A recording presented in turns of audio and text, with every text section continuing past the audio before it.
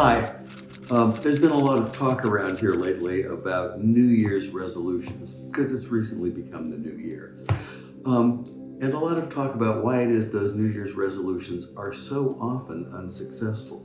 Well, there are a variety of reasons for that, obviously, but I think the most common reason is the reason we make New Year's resolutions is we're putting things off.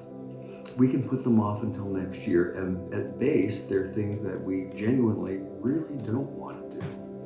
And we need to recognize that to start with.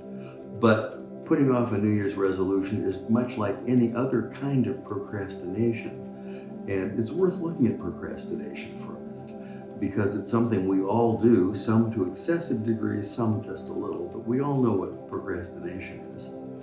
It has been recently discovered in laboratory settings that the part of the brain that protects us, it's called the amygdala, actually gets larger when one puts off things, and particularly things that one finds difficult or emotionally difficult.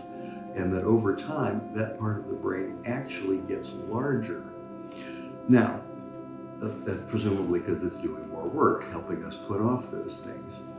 Turns out that's actually part of its job because it's keeping us safe. It's keeping us away from those onerous things or those difficult emotions that we don't want to confront. And the mechanism it uses is procrastination. But having realized that, there are several ways that we can get back into control and take control of our lives again, even if we're a chronic procrastinator.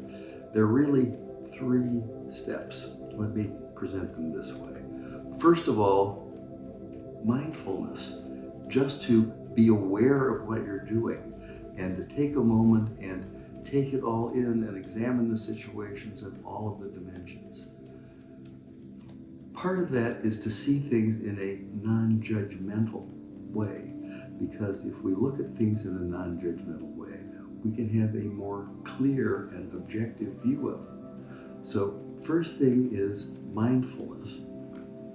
Second thing is to see things in a non-judgmental way.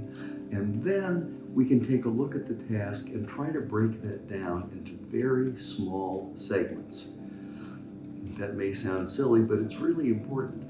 And you'd be surprised how much rewarding you give yourself and how good you feel when you're accomplishing those things, even if they're little things. Those things have an effect on the brain too.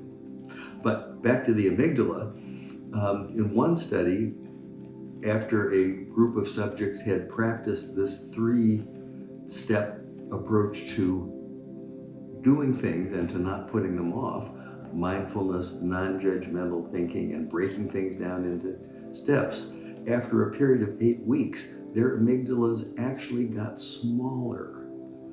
So I submit to you that if you have a procrastination problem of any degree, if you think about them clearly, non-judgmentally, and break them into small steps, not only will you have solved this particular dilemma, but you've also taken a big step toward being more in control of your own life.